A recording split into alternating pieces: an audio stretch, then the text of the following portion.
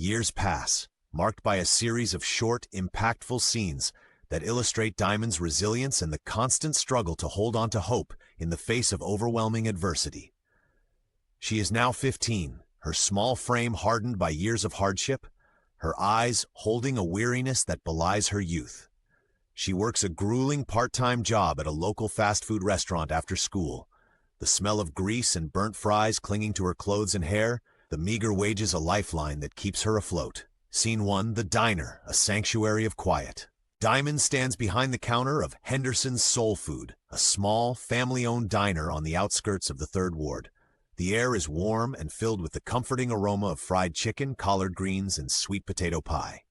Mr. Henderson, a kind, older black man with a gentle smile and a quiet dignity, watches her as she works, his eyes filled with a mixture of concern and admiration. Mr. Henderson, his voice a low, soothing rumble, like the sound of a distant gospel. "Diamond, you work so hard, child. You're here every day after school, rain or shine, always with a smile on your face, even when I know you're tired." A small, genuine smile touches her lips, a rare moment of lightness.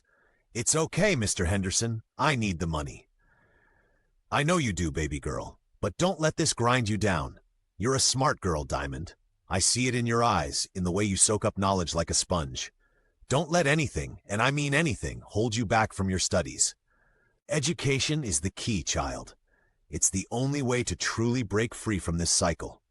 He places a warm, calloused hand on her shoulder, his touch a rare moment of genuine affection and support. Diamond closes her eyes for a moment, savoring the feeling, the first time in a long time she has felt seen and valued. Her voice filled with a fragile hope. "I know, Mr. Henderson. I'm trying. I'm doing my best." His smile widens, his eyes filled with pride. "I see you trying, Diamond, and I'm proud of you. If you ever need anything, anything at all, a word of advice, a shoulder to cry on, even just a quiet place to study, you know you can talk to me. My door is always open to you." This scene offers a brief respite from the harshness of Diamond's life, a glimpse of the kindness and support that exists outside her family. Mr. Henderson represents a potential mentor, a beacon of hope in the darkness. Scene 2, the school counselor's office, a glimmer of possibility. Diamond sits across from Ms. Evans, a well-meaning but ultimately limited school counselor with a weary expression and a stack of files piled high on her desk. The office is small and cramped, the air thick with the smell of stale coffee and unfulfilled dreams. Her voice tired but concerned. "Diamond, your grades are good, especially considering your circumstances. You're a bright girl, and you have a lot of potential. Have you thought about college? There might be some scholarships available, especially for students with your academic record." Diamond's eyes light up, a spark of excitement flickering within her. The possibility of a future beyond the confines of her current reality, a future where she can escape the cycle of poverty and abuse, seems almost too good to be true. Her voice filled with a mixture of hope and trepidation. "Really? You think I could actually go to college?" Nods, but her smile is tinged with caution.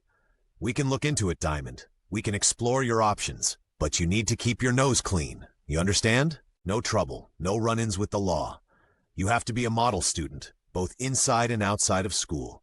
This scene offers a glimpse of a potential path forward, but also a subtle warning about the societal expectations and limitations placed upon Diamond. She is forced to navigate a system that is often stacked against her, where even a minor infraction can derail her dreams. Scene 3. Back at the apartment, the crushing reality.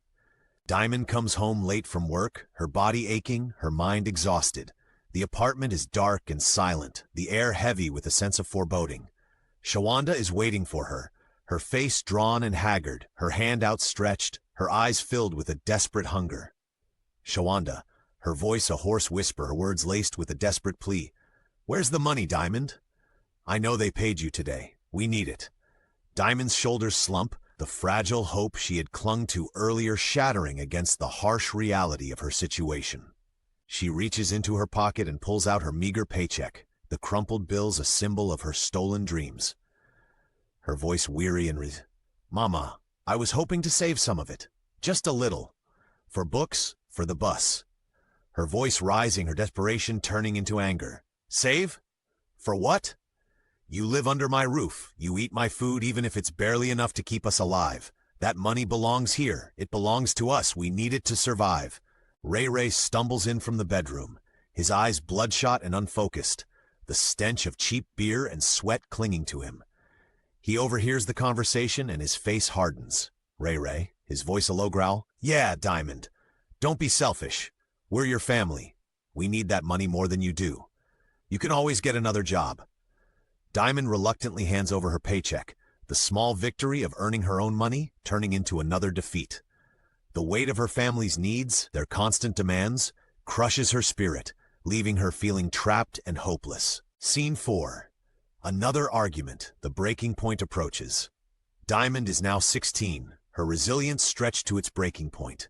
She is trying to find a moment of peace and quiet to study, but the apartment is once again filled with the sounds of her parents' drunken arguments, their voices escalating into a cacophony of accusations and recriminations. Shawanda, her voice shrill and hysterical. You gambled it all away again, didn't you, Ray? Every single penny. We ain't got nothing. We're gonna end up on the streets. His voice a drunken, shut your mouth, woman. It ain't my fault. This whole damn city is against us. Nobody gives us a chance. Diamond presses her hands against her ears, trying to block out the noise, but their voices penetrate her defenses, their words like shards of glass piercing her heart. She feels a rising tide of anger and despair, the realization that her parents are trapped in a self-destructive cycle that threatens to drag her down with them. Diamond, her voice trembling with frustration. Can you please keep it down? I have a big test tomorrow.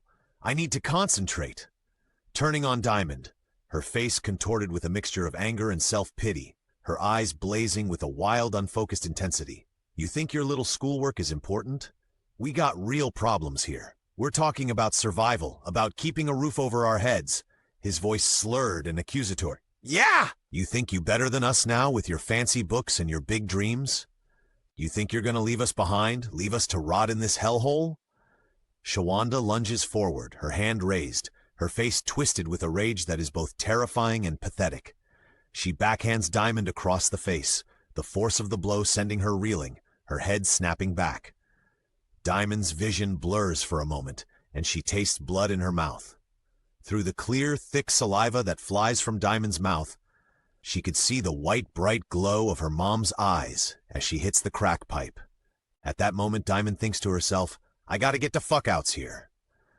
The book she was holding falls to the floor with a soft thud, the words on the page blurring into an incomprehensible jumble. Diamond, her voice trembling with a mixture of anger and hurt, but with a newfound steel in her tone. No, I just want a chance to be different. I want a chance to have a life that isn't filled with this chaos.